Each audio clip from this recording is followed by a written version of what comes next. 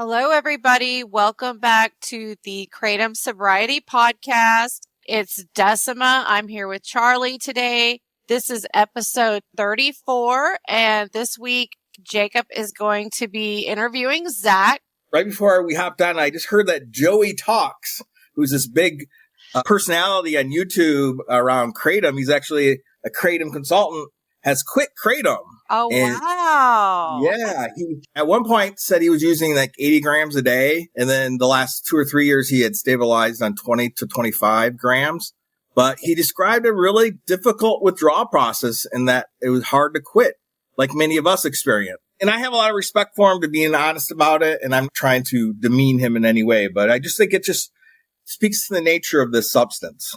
Absolutely. And you know what? I'm with you. I have so much respect for him for speaking his truth, even though, I've watched a lot of his videos too. And even though he has been, I would say, leaning on the side of pro Kratom, he has been pretty open and vocal about that there are some negative side effects. So, hey, if you're listening out there, Joey, we're rooting for you.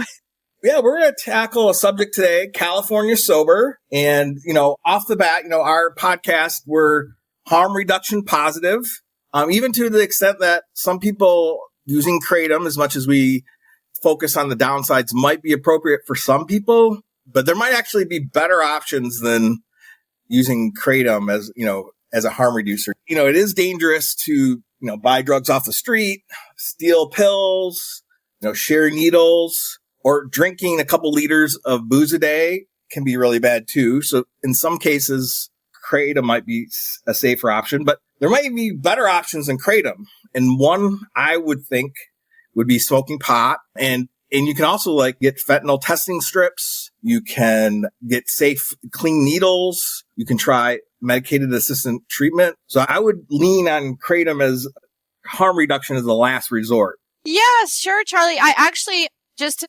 clarify, because California sober was a new term for me.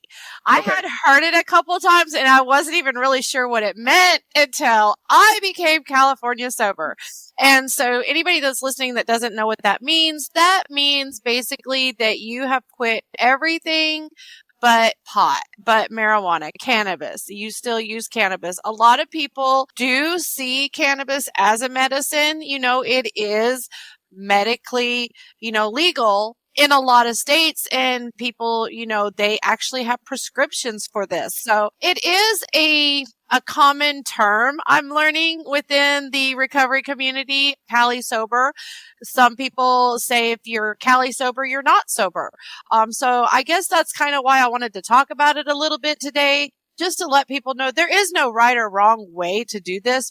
I think and I don't think this was intended when the 12-step model was designed 100 years ago. It was, a Depression era, upper middle class white men design. But I think there's two flaws in it that help people stay sober, but also have some unintended consequences. One is this thing that to be sober, you have to be clean from everything. And that would include pot. And I think some people are able to use pot and it doesn't affect their lives. I know other people though, that this guy in my AA meeting, every time he would smoke a joint, he would end up in a hotel smoking crack and with sex workers. Oh, now, yikes. It's not an escalator kind of drug for everybody. I don't believe in the gateway drug, and then I think the other thing wrong with the 12-step model is you lose all your time if you take one smoke or drink a beer. I think counting days is good, but in the harm reduction model, any day you're sober, that's good. And if you're clean from the harmful stuff. We have to remember that everybody is in recovery for different reasons. We are not all there trying to recover from the same things. We're not all trying to quit the same things for the same reasons even. For me personally, I can speak on reason why I continued to use cannabis and I still see myself as sober, because I have, as far as being a gateway drug, I'll be honest, I can neither confirm nor deny it because it's all a haze. I don't remember. But it was one of the first things that I ever used in my life. I'm not going to lie, was marijuana. I've been using it for so long that it's my comfort zone. I will say it's never caused me any kind of issues in my life. I have never spent money on it I shouldn't spend. Surely I could have spent the money on something else. We always can with habits. But as far as like spending, money that's set aside for a bill, I haven't messed up relationships over it, things like that. But I will say that I am at a point now in my sobriety that I do think about it a lot. Like, am I outgrowing it? Do I need it? Do I depend on it, as a mood altering? Because we can't deny it is mood altering or we wouldn't do it. So it's definitely, I can see how it can be not only a debate between people within the community, but even within ourselves, we debate it. So it's definitely something that deserves attention. And I just really want people to understand that you're still sober. It's not up to anybody but yourself to take your inventory. You don't answer to anybody about your sobriety but yourself. So if you feel that your life is better, and you're still smoking marijuana or you even still drink alcohol or whatever, but your problem was with something else, you're still winning, in my opinion. I agree. And just to be transparent about my marijuana use, in my state, it was illegal for up until 2 or 3 years ago. But I used it a lot for about 3 years in college. But it just eventually I felt paranoid and anxious, and I just stopped taking it on my own. And so when I quit Kratom in March, the first month I did some edibles for sleeping because I could not sleep with the withdrawal symptoms. I found that helpful. Then I quit for a couple months. And then this summer I went to a concert and somebody passed me a joint and I smoked, and it didn't lead me back to anything else. And then probably about 10 episodes you might have heard after Fritz talked about, he inspired me to get back into the 12 steps again. For like 2 months, I was going to AA meetings. I got a new sponsor and I started working the steps. And then sometime this fall, I had a family member die and I've smoked a couple joints since then. And so I'm still aspiring to be 100% clean because I think that's the best for me. I do think, doing Kratom would be a disaster and smoking pot is not a disaster. And when I smoke pot, I have no withdrawal symptoms. Oh, overspending. The no withdrawal symptoms is a big one. It actually just became legal in my state as well. And it's funny because I was joking about the fact that it finally became legal after all these years and I'm considering quitting. But it has become, marijuana has become so mainstream now. Would you believe I actually took a drug test for a job recently and they tested for everything but weed? And I was like... I was so impressed. So it's definitely something to consider. And that's the other thing is I've always been able to quit pot like on a dime without any problems, partly because I don't like the effects. It makes me anxious. And you're not a big fan of the word harm reduction as terminology. Now, there's a common widespread acceptance of that term and everybody kind of in addiction knows about it. Right, I just want to be clear that I'm a huge fan of harm reduction. I'm just not a fan of the term. And the reason why is I'm a big believer in thoughts become things. We speak things into existence and really putting the positive spin first. Because when we say harm reduction, to me, it sounds like, well, first of all, the word harm, that's front and center. It's getting all the attention. But it's like harm reduction to me sounds like, oh, well, at least you're not doing these other things. When really it is harm reduction, but it's just the opposite of that. Like, hey, we are bettering our lives. What's the opposite of reduction? Life enhancer. Exactly. Affirming something like absolutely. Just think I want to start a movement to change that term. One person's drug is another person's medicine. True. So. Absolutely. And don't let anybody tell you if you're clean and sober. That's nobody's place but your own to tell you. Hey there. Before we play the interview, just a warning. Zach's audio file has an echo in it. And despite a lot of tinkering, I can't quite get it out. So be aware, it might sound better on external speakers than headphones.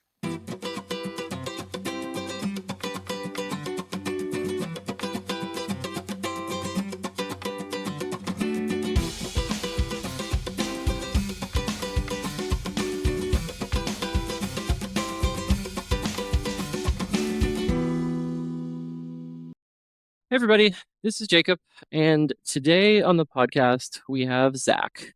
Zach, how are you doing today? Doing really well. Thanks for having me, Jake. You're welcome. We're glad to have you here to chat with us today. So why don't you tell me a little bit about yourself? How would you introduce yourself to a stranger you met on the street? Like how old you are, what do you do for work, all that fun stuff. It sounds like you got maybe a little one in the background there too. So yeah, I do. So nice. 39 years old. Live in a suburb of Minneapolis, Minnesota. We have a blended family. So my wife and I are both on our second marriages. We brought 5 boys combined from our first marriages. And now we have a little one that you hear in the background. Hopefully that gets edited out. He's 11 months. And then we have another one due in March. So we'll have 7 boys come March. So we're building a basketball team. I would say we've built a basketball team at this point. Now we have bench players. Yeah, you already have 2 alternates, if I remember correctly. Yes. That's pretty good. Wow, I cannot imagine having 7 boys. Wow, my brother has 3 boys. I don't have kids, and he seems stressed, so I can only imagine. It takes a unique type for sure. I bet. Well, you seem really thrilled about it, so that's awesome. That's the kind of parent you want to have with 7 boys. Thank you. Well, why don't you tell me just a little bit about your abstinence state from Kratom? When was the last time you had any? I had Kratom last on September 25th was my quit date, and looking at my app here, 44 days is today. Wow, that's awesome. 44 days. Congratulations. Awesome. Already a month. Pretty soon you'll have 2. So how did you first find out about Kratom, and where did you first use it? How'd you come to start using it? Yeah, it was on a podcast. I've thought about this a lot. I think it was on a Joe Rogan podcast, but it might have been on another, fitness type podcast. I'm an athlete, so I've listened to all sorts of podcasts, but I've often listened to, fitness related podcasts at different recovery bouts. And I was honestly listening at that time, not looking for, any type of drug or anything like that. I was in for some kind of like recovery tool, like a vitamin of some sorts. And I'd never heard of Kratom or maybe seen it somewhere before, didn't know anything about it. And the podcast that I listened to, which I don't remember exactly which one it was, there was no negativity about it. It was all the positive side effects, and probably a normie was, if it was Joe Rogan, I think from what I know, he's a normie. He seems to use some of these things responsibly. He has extreme discipline. And so it was talked about in a healthy way. And that was kind of my introduction to it. And I saw it in a head shop. At that time, I was still chewing tobacco. So I was going into a tobacco head shop. I was like a daily user of tobacco. Mm-hmm. And I saw it in there, I think, and tried it in the pill form first, which for me had no psychoactive, reaction. I was just using it for a fitness tool. Wasn't even looking for that. And then eventually the shopkeeper asked me if I wanted to try one of the shots. Okay. And that's kind of where that journey started. So that's how the journey started. Yeah, I've been told, or I've read it somewhere, or maybe it was even on one of these podcast episodes, that in the workout community, Kratom can be really big. It's like either a before substance to take to kind of motivate you, give you energy, or also a recovery substance, or even both for some people. I only did that a couple times when I was taking shots, and I was doing this program called Orange Theory Fitness, which is it's kind of like CrossFit, but it's a little more put together. Anyways, it was really, really intense interval style workout, and I almost threw up everywhere, so I couldn't do it. Yeah, I definitely, when I got onto the shots and I would work out, it was not at the levels for me. More power to people that kept that up. When I would go on runs and stuff, it was nowhere near my capacity because I just didn't feel, I felt diminished. Yeah, I felt good, right? Like the high of Kratom and motivated, but my heart felt a little weird at times. And yeah, I felt like if I pushed myself, I would end up doing what you talked about. And I can't imagine an Orange Theory workout because I've done those, and I would not trying to do those on those shots. It was a mistake to say the least, but I'm here to tell the tale. All right. So I also had a similar experience as you when I did my first interview with Charlie a while back. He had asked me about my first experience, and it was similar. I was like, I bought some at the head shop, and I took a couple capsules, and I don't think it did anything, and I just kind of put it on a shelf and forgot about it. How long did it kind of take you to get from progression of, using the capsules with limited or no psychoactive effect as kind of a supplement to progressing into using the shots? And then what did that kind of progression look like?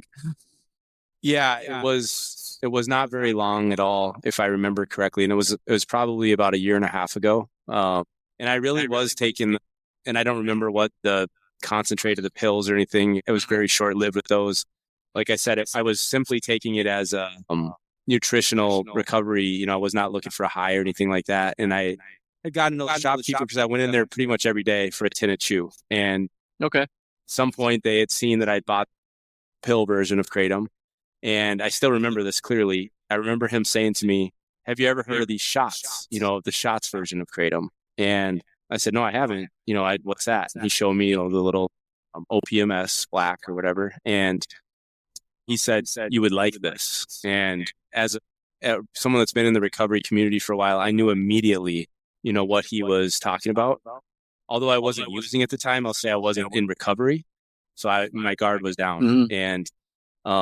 And so I bought one or whatever, however, I think about one or two that day, and tasted like shit. And I almost threw up from that the first time. I remember being just surprised by the taste, but almost immediately I remember, because I have recovery in my background, I remember thinking, oh boy, we're in trouble, because I could not believe that I found something that gave me that effect at a head shop legally. And I knew right then and there that I was in trouble with it. So yeah, I had not exactly the same experience, but similar. I was going into head shop. I used to live in Boston, and I was working there at the time. And I remember I left work and I was about to get on the subway, and I just was walking by a smoke shop too, and I had wanted to go in because by that point I had started taking Kratom kind of, I would say, recreationally and sparingly, like once every couple of weeks. But I was like, oh, maybe I'll get some more since I didn't have any at the time.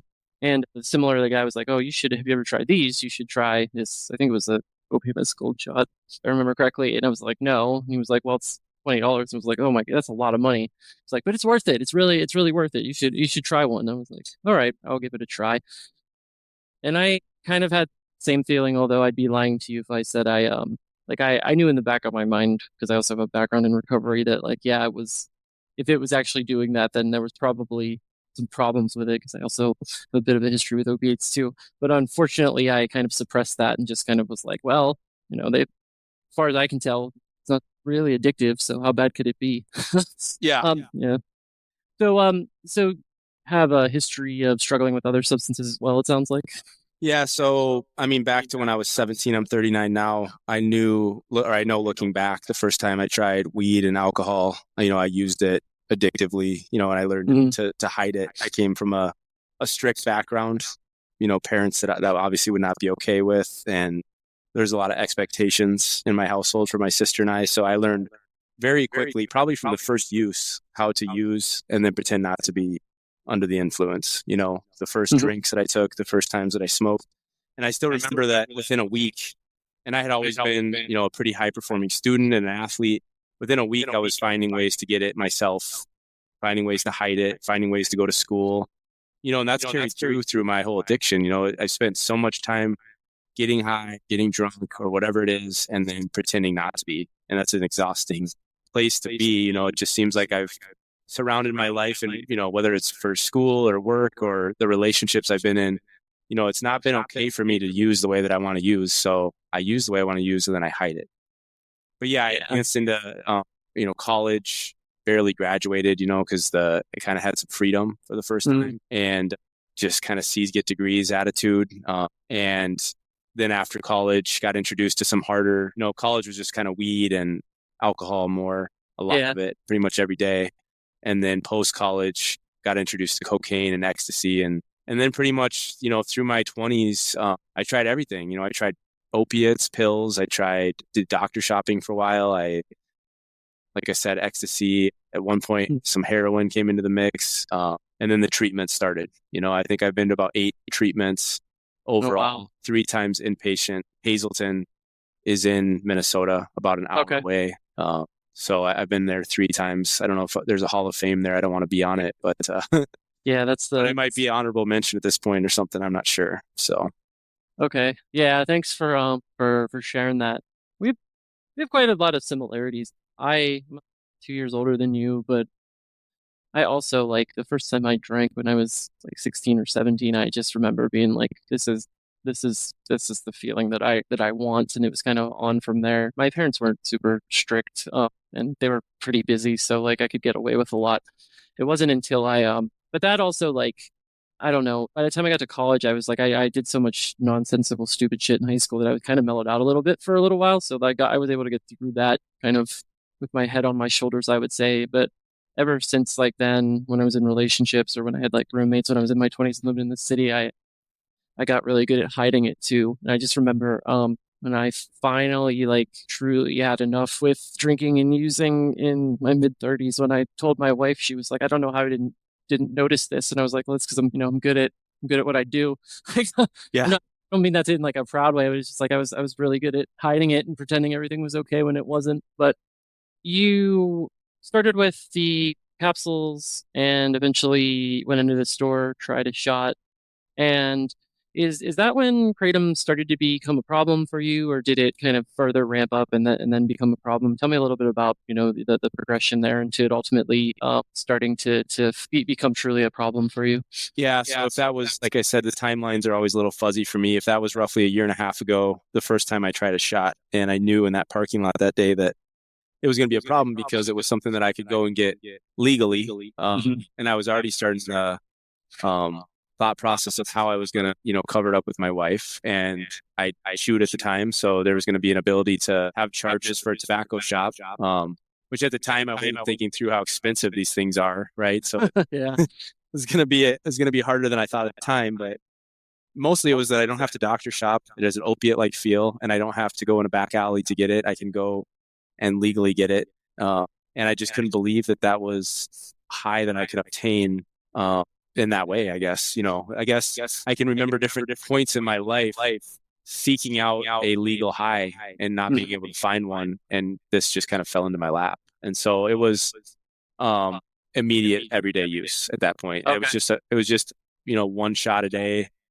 In the beginning, I remember like the Virgin, my Virgin system with Kratom, it was enough to last the whole day, and I didn't have the psychological and the physical cravings, that was fine. If I took it, mid-morning or midday, that would be fine. I don't know exactly how long that lasted, but obviously it eventually escalated. If one's good, then why not have 2, and start in the morning and then I would time it out. I always seemed to remember having a 5-hour rule with myself, like I'm going to spread them out 5 hours apart. And I would, when I'm using, I'm very like, it's consuming me. Yeah, I'm thinking about when's the next use coming.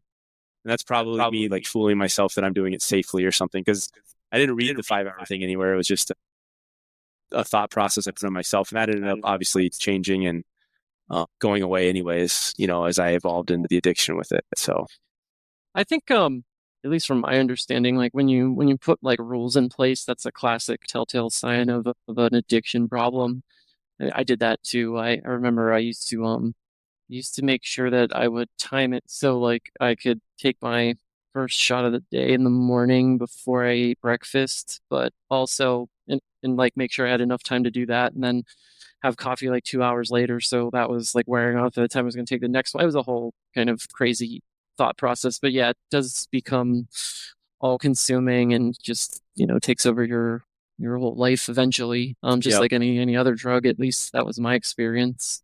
I think the like you said, the ability to obtain it at a store was rather unique. I was kind of shocked myself. I was like, I can't believe that you could just come in here and get this and basically feel like you took a ton of Oxycontin.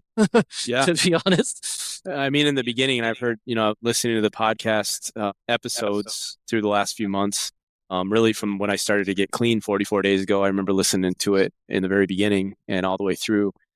It felt like the Limitless pill to me, like in the beginning, it was like a cocaine and opiate mixture, and I'm in sales. I own an insurance agency here in Minnesota. And so in the beginning, and I've heard this story told so many times, my work production was elevated, and it was like, well, this is double win, even though in the back of my head, I know that that's how drugs can react to me at first, and then the downfall is coming. But, when I'm in active addiction like that and something's feeling good and new and exciting and I'm performing, so at least in the work sense in the beginning. So, yeah, exactly what you said. I think probably all the guests I've talked to have said the same thing, that like it was super helpful from a productivity perspective. And the other thing that's weird about Kratom is, like, unlike, alcohol or opiates, or I don't know, maybe not stimulants, but at least those several other categories of drugs, maybe benzos, like if you take enough, right, you get to a point where you're kind of knocked out and incapacitated and you're not making sense. And I never really had that experience with Kratom. Looking back in hindsight, I can definitely recognize now that I wasn't performing at a level that I could have been, and I was definitely fooling myself, especially at the end. So, so what happened made you decide that, you had to quit?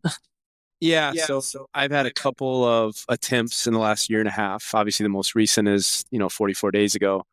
Hiding the money, having the family that I described, and having a wife that manages the finances, that got hard to find cash or to make gas station withdrawals, all the things that I've heard people do. I did all those things. And then, like we just talked about, the downfall started to come. The performance would wane, the social, because it gives you that sociability, where I just want to be talking to people, which again is perfect for sales. That started to wane, and I did that a lot too, right? I wanted to isolate more.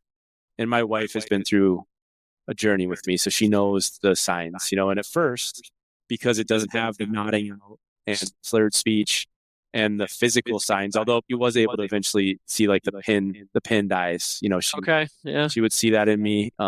I would try to cover up the smell on the breath because it obviously has a pretty terrible smell, but she started stuck with me, right? Especially the word that I used. And I figured out when I was quitting, she smelled it on me for like 3 or 4 weeks, coming out of my system. So of course, if I'm in active addiction, using it every day.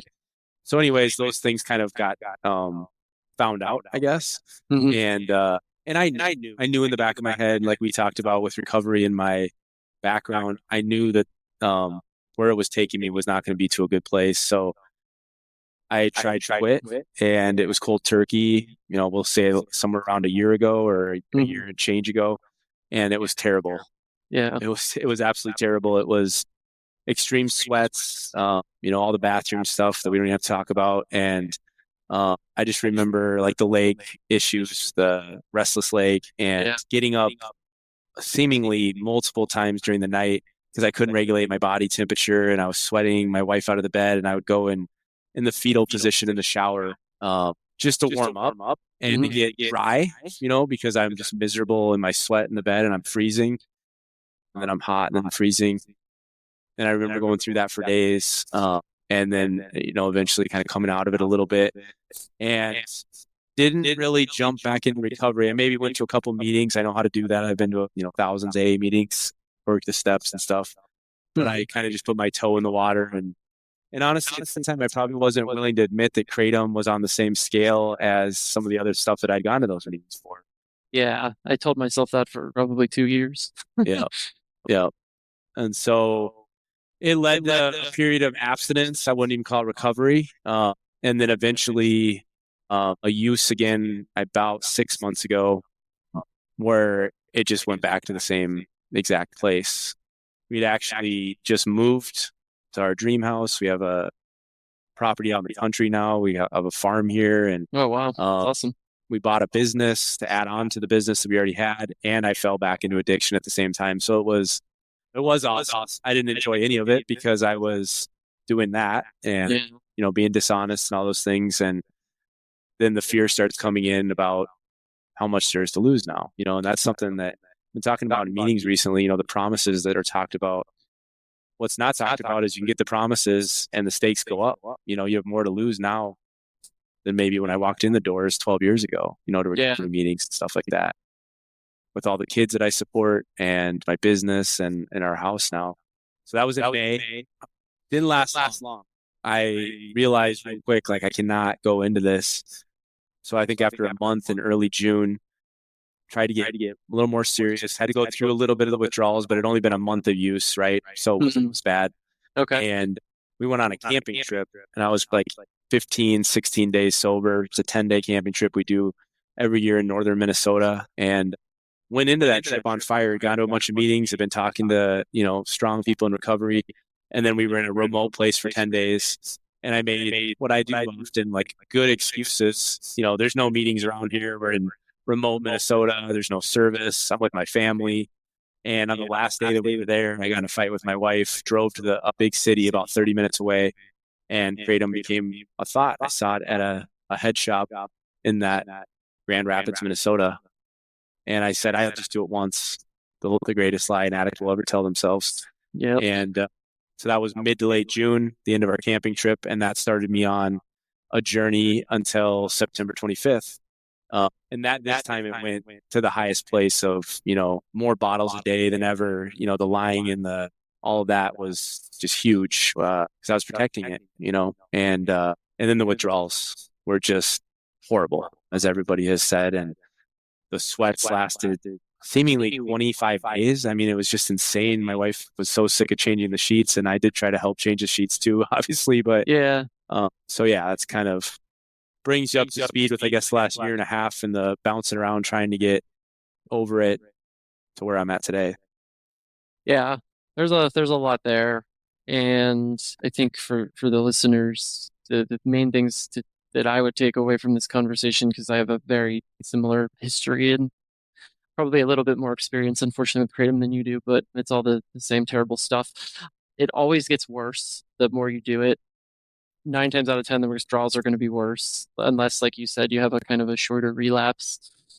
You're going to pick up right where you left off. There's no like dipping your toe back in, and you're just going to be able to, try something once or use on the weekend or something. Never happens. I've never met one person that's worked for. It doesn't. Sorry, you've crossed that line, and there's not an uncrossing it that I'm aware of.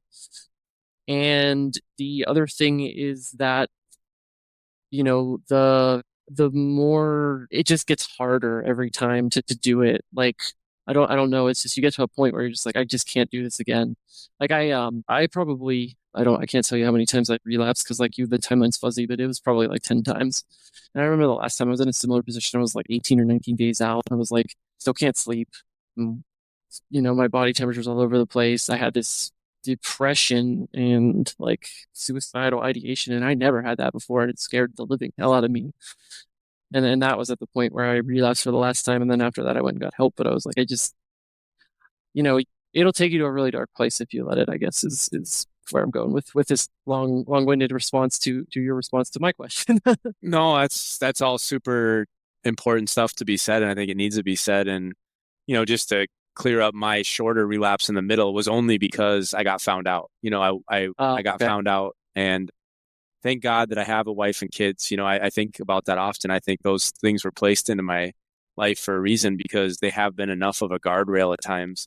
Not that they're the reason, they can never be the reason. Yeah. I'm not saying that, but they were a guardrail, because I didn't want to lose them, and I didn't want to lose my wife, and I had a young baby and this new house and all those things. So I will hide till I'm completely exposed, and then I will do, if I'm not wanting to get right, I will do enough to get the monkey off my back. And looking back, that's probably what I was doing in June, even though I went, like I said, I went to a bunch of meetings before we went camping and stuff. But anybody that knows recovery knows, 15 days is not much. And to go 10 days without anything, for me, is going to be trouble. And when on the last day it was. So, yeah. Yeah, you had a lot of strong motivating factors to help you get back on the right path for recovery. But like you said, if you don't want it, there's really nothing that can ultimately force you to do it.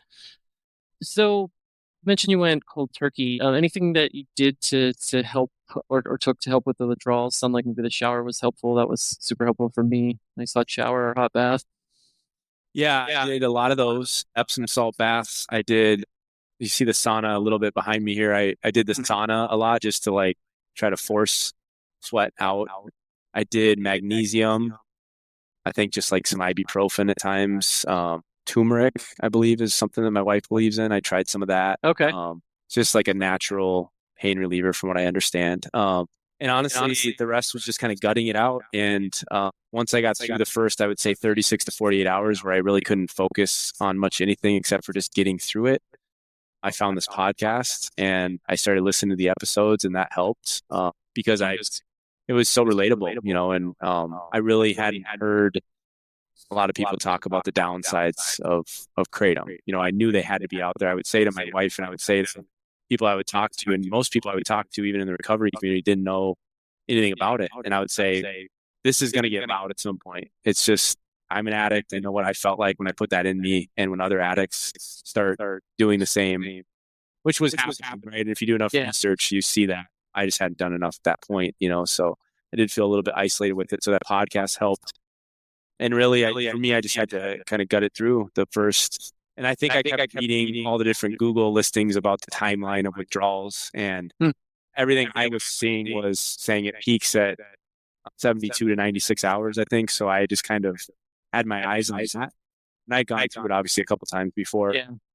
And I kind of did know that somewhere in that range, don't get me wrong, it was still bad for a while, but I knew that it got a little better each day there. So I just really focused on getting to day 3 or 4. I mean, I was literally watching, I knew exactly how many hours it had been those first 5 to 7 days.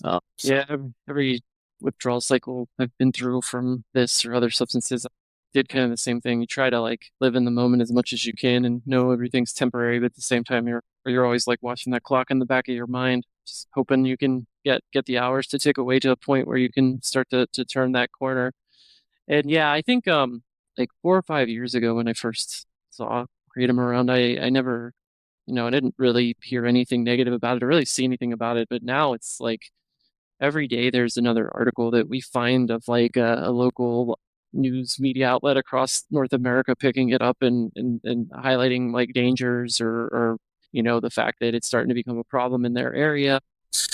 Our podcast is growing in a Facebook group that's kind of devoted to quitting Kratom, and as a moderator, I get several requests a day, and it's not even one of the big ones.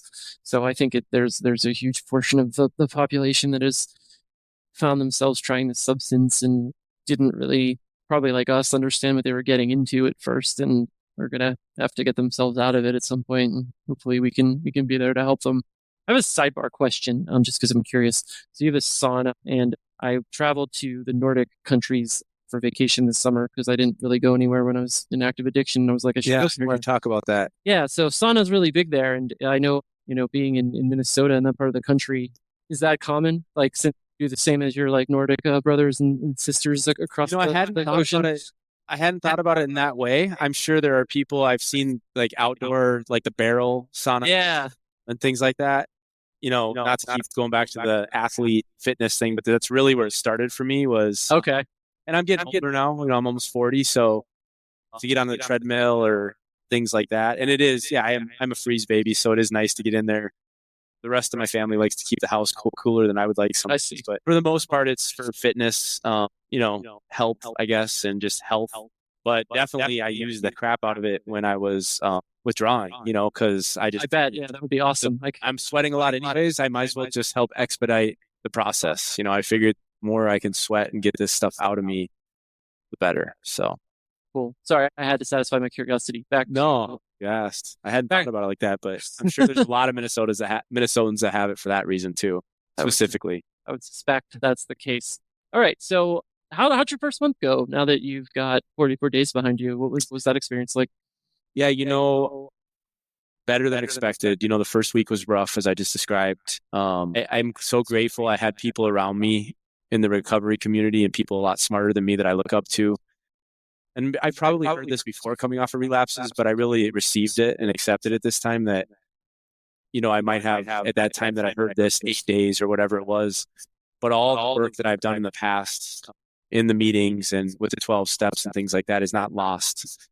And that's really something, insecurity is obviously a big part of why I've used. So it's really easy to fall back into that and be, I've romanticized the fact if I had been sober since the first time I went to Hazelden and came into AA, I would have 12 years now. I've really just let that go now. And And I really believe that I have done significant work, and there's work to do and redo as a result of relapse, of course, and inventory to take and things like that. But certainly being on day 8 as somebody that's never experienced any recovery versus the experience I have can look different. And I kind of I rode with that, and I got back to meetings as soon as I felt well enough to go to them. And I started going to online meetings on days where I couldn't make a physical meeting, and realized that there's really no excuse.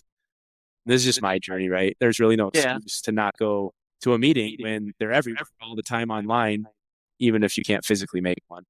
So I just started building that into kind of a calendar, doing something recovery meeting related. They're not all AA, there's some other like Dopey has some meetings and different things that I've done.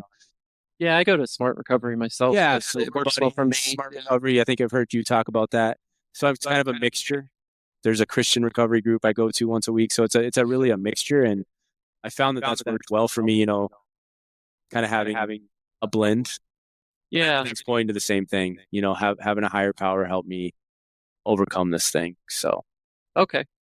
Yeah, that was the next question I was going to ask you. It sounds like you got a lot of support through 12-step groups in various groups. Any other supports you want to highlight or that you're finding helping you stay abstinent from kratom and other drugs?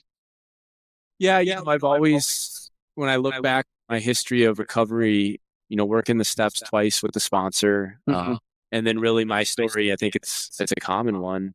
If you listen out there, getting some solid recovery and having some promises come true, and then stopping doing the work, and that's been my experience, like not all at once because it's insidious and it's smart. It's like, well, 5 meetings is working, so let's try 4 and usually it's good excuses for me. Like I've got to coach my kids, or I'm going to help my wife tonight, or, sometimes I want to watch the ball game or whatever.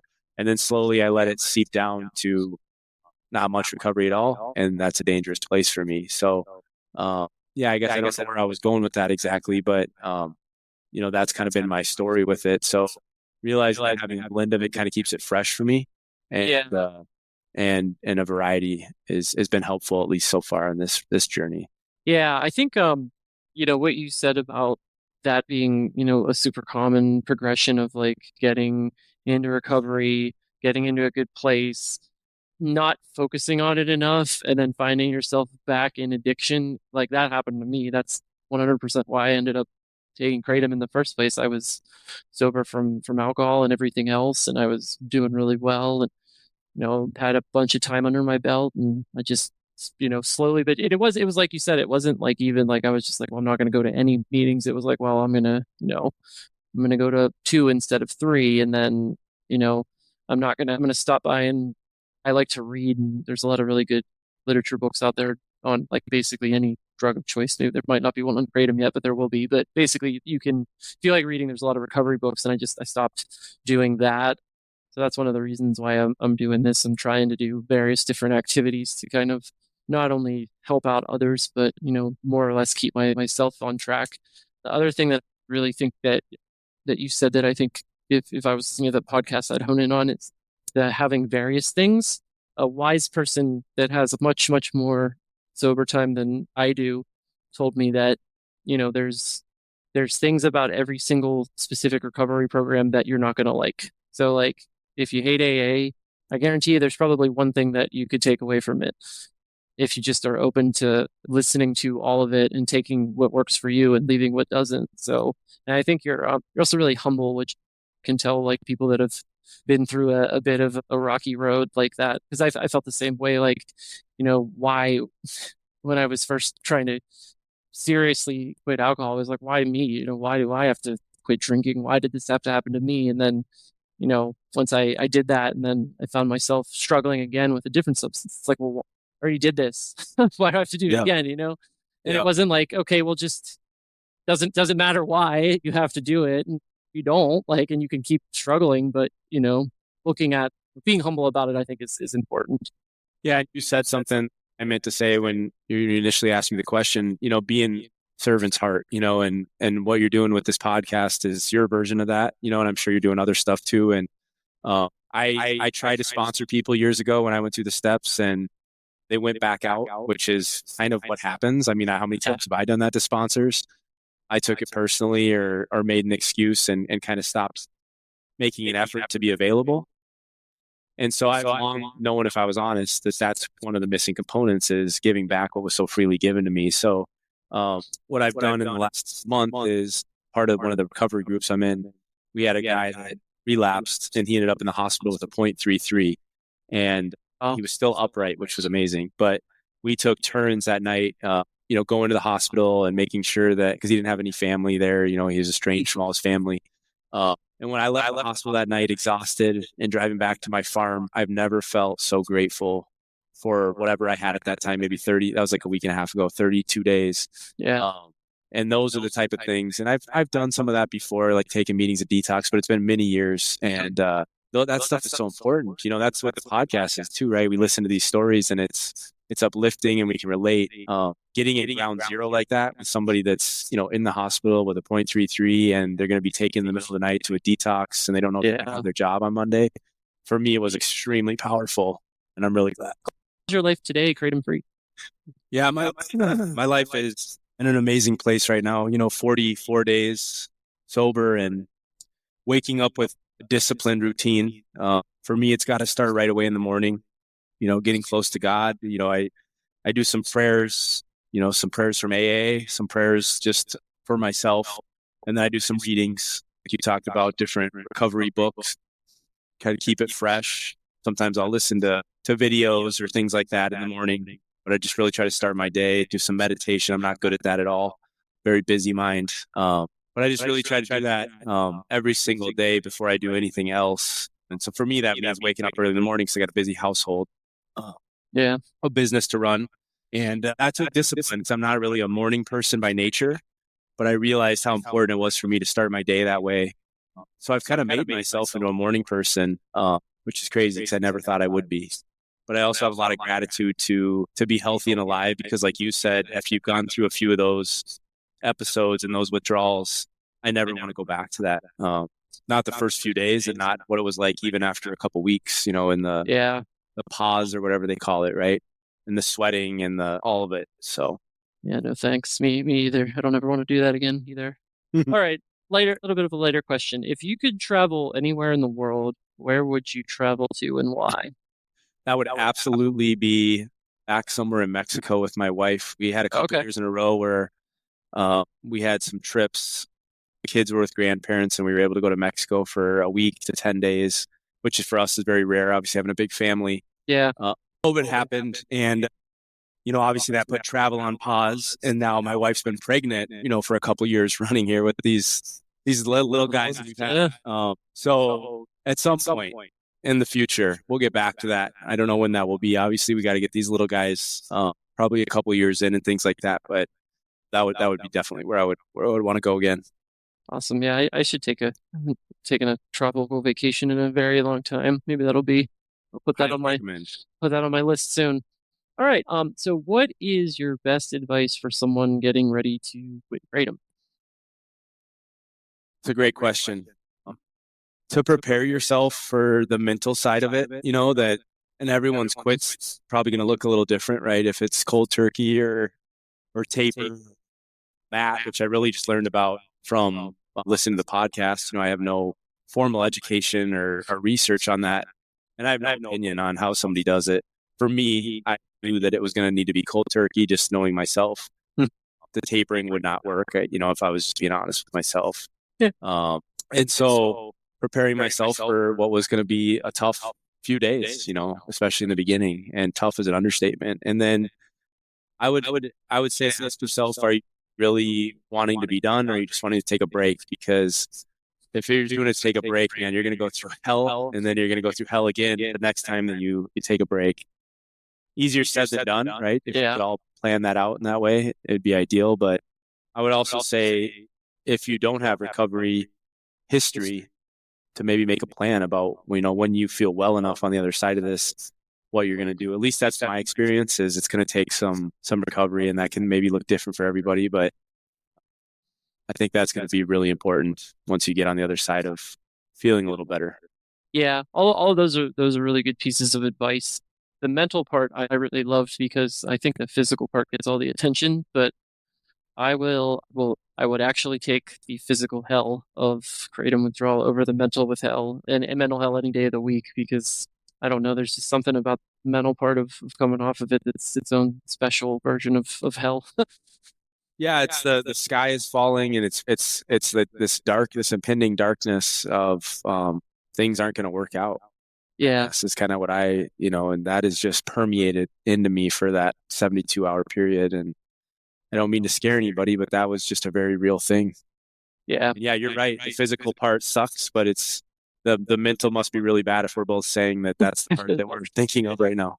Yeah, and listeners, like if you're just gearing up for this and we're scaring you off from doing it, like you can totally do it. There's probably hundreds of thousands of people that have done it at this point, and it won't kill you.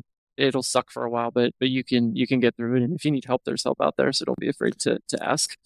Yeah, and I'm glad you said that, because I remember laying in bed with a day or 2 days or 3 days and listening to this podcast and hearing people talk about it. And you can do this thing where you hear where they're at now, and you hear them talk about where they were at, and it just can, at least for me, it can seem so far away and so impossible. And I just want to be where they're at. There is no way walking through the fire, and it is possible. It's 100% possible. Yeah, I'm very grateful that I was here, because I was one of those.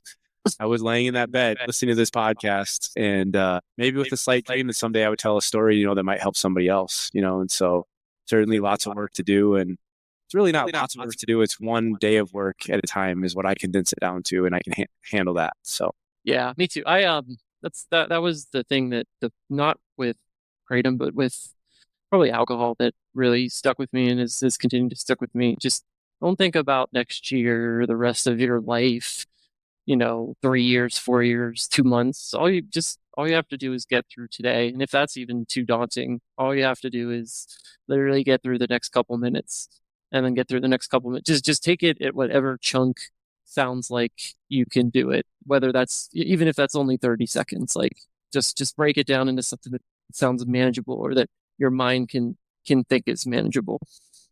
absolutely. All right. Well, is there anything else you'd like to add before we wrap up today? Yeah, I think I just doubled down on, having a plan when you come through the other side of it, and if it's not meetings right away, it's talking to people, because when you start to feel a little human again, even if you still don't feel great, I just remember what a relief that was, because when I'm using, I don't really feel human. I don't really feel connection to anybody that's real and authentic. And I remember the relief I had, even though I wasn't feeling well physically, and there was still some of that doomsday. When I started having some authenticity to conversations again, that was helpful for me, even just a couple days in. And then obviously, as I started to feel a little bit more comfortable in my own skin and a little better physically, I crave that more, and it's amazing how much connectivity I have in my life now compared to 44 days ago. I mean, as I'm thinking about it right now, it's, all the places I'm coaching and where I'm doing business and my family and the engagement I have compared to the complete isolation that I was living in. I think we're wired to be connected, and this disease really takes us away from that. So, yeah, human beings are a social species. We wouldn't have built civilization like we have without cooperation and interaction with each other. So I think you're definitely right. And yeah, using kratom or really any drug eventually takes you usually to a place of isolation. And yeah, definitely have a plan for when you're through the acutes. I would say if you don't even know what to do, and you think you have a problem and you think you want to try to get off, just make a plan, taper, make a plan to go cold turkey, or a plan to go get help. Make a plan and execute it. And if you don't succeed, don't get discouraged. Took me quite a few times. Just, keep trying at it. And because once you make that decision, there's usually not a going back. Like, you will do it eventually. It's just a matter of time. All right. Well, with that, thank you so much for joining us today, Zach. And I hope you have a good evening. Thanks, Jacob. You too.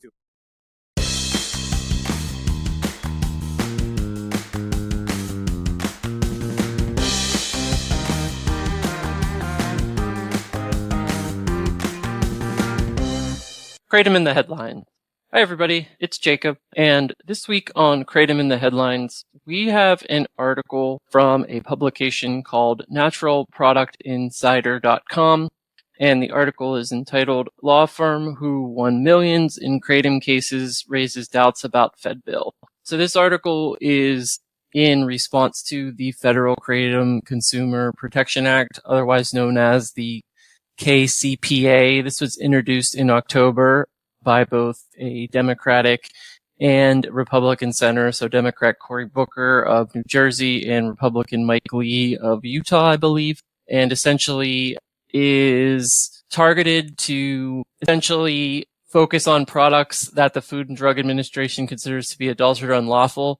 It's really, in my opinion and the opinion of Charlie, it's really like an industry kind of give to the industry, right? It's like self-regulation by an industry, which is never a good thing. But at a glance, if you're not familiar with the legislation, essentially, it would protect the industry, not consumers, according to this law firm that has led some wrongful death cases with regard to Kratom. It essentially promotes Americans' access to Kratom and supports research of the botanical, which I would support research, maybe not promotion of more access, and because I think we need less access, not more. But essentially, this law firm that has sued Kratom Brands argues that the bill does nothing to protect consumers and instead shields companies that make and sell a substance blamed for human deaths in a growing number of lawsuits across the country. So basically, it almost defangs the FDA, in my opinion, by essentially classifying Kratom as a food.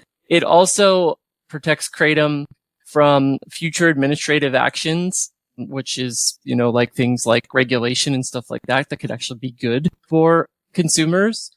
And it also suggests Kratom is safe and that pure Kratom is quote safe, and that the problem is adulterated products or, something like that, which isn't true based on many things that we've shared with you and that I assume a lot of you have read yourself. So really, this article kind of sheds light on the fact that the AKA is trying to get legislation like this passed at the federal level as well as at the state level. And they've been successful in a number of states. And really, it's nothing more than an act that protects the Kratom industry and shields them from accountability for when bad things happen to consumers of their product.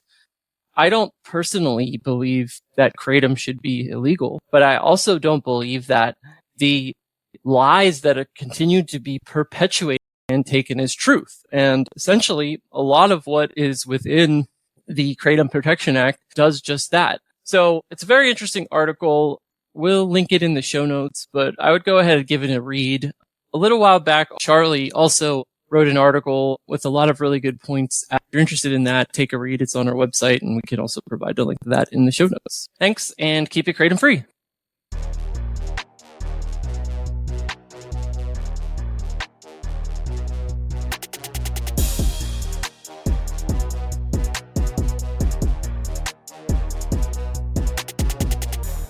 Resource of the week.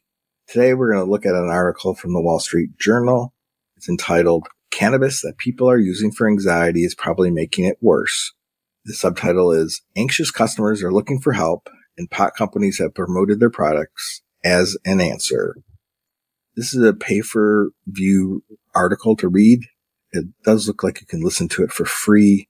They have a $1 cyber special right now, which might be worth it to be able to read the over 700 responses. The commentary in the discussion forum is very similar to what we see around Kratom. There's people that say that pot is a godsend, it's plant medicine, it relieves their anxiety. There's other people that say it makes it worse, and you can imagine the sort of the tension there. Let me quote from the article for you. Cannabis companies have promoted their products as helpful for anxiety, making for a potentially lucrative market. Anxious customers have turned to weed and edibles for relief as treatments for their problems have become harder to find. The number of available and affordable therapists badly lags demand, and traditional medications don't work for everybody. Driving both users and businesses' hopes is a belief that pot can make us less anxious. Yet little independent scientific evidence shows that cannabis is an effective treatment for anxiety problems, and some studies have found it can worsen symptoms. Researchers say this is particularly true for products high in THC, the substance responsible for marijuana's intoxicating effects. The focus of this podcast is getting and staying off Kratom. I know some people find using marijuana is helpful for that. Some of us who are poly substance abuse addicts lean more into the all abstinence way of doing things. In this podcast, we have room for both paths or maybe somewhere in between.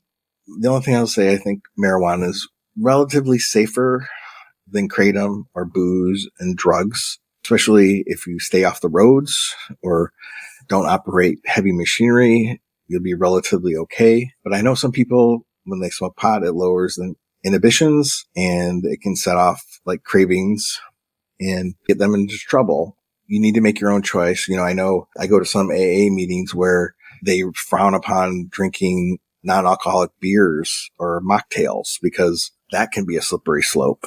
But there's other people who drinking a Heineken Zero is fun on a picnic on a hot day. So you got to just make your own choices about the ways you reduce harm. Today, we're going to do something a little special. I'm going to play an audience recording of a Billy Strings song that he did last month, a live concert, and it's called California Sober. Till next time, keep it Kratom free.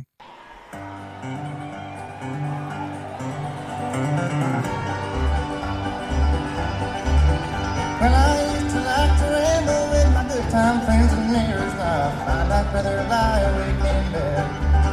And I don't get to acting mean when I keep my buzzes clean and keep the hard stuff and the whiskey from my head. Well, I guess that's just the trouble when you're always seeing double and the lines are getting twice as hard to see. I've had years I don't recall, but I'm told I've had a ball, at least somebody did who looked a lot like me. Well, I'm California sober, as they say. Lately I can't find no other way. I can't stay out to party like I did back in the day, so I'm California sober, as they say.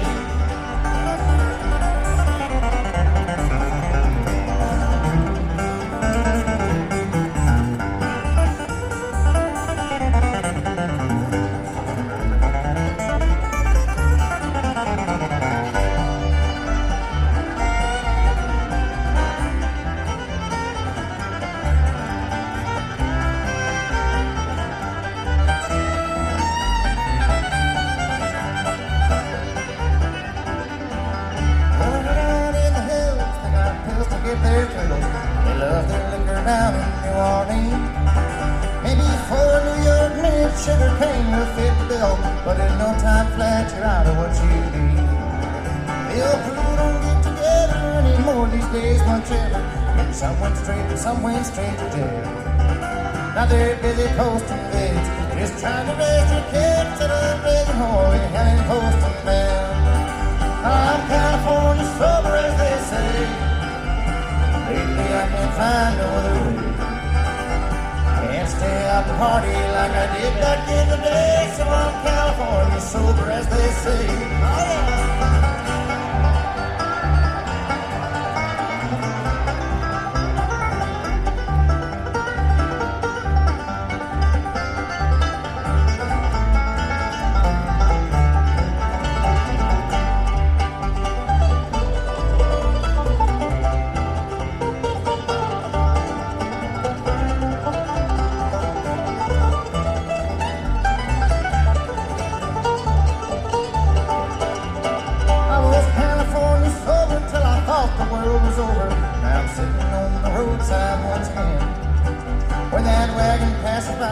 I don't even matter now, 'cause the devil on my shoulder always wins. When that old wagon passes by, I don't even matter now, 'cause the devil on my shoulder always wins.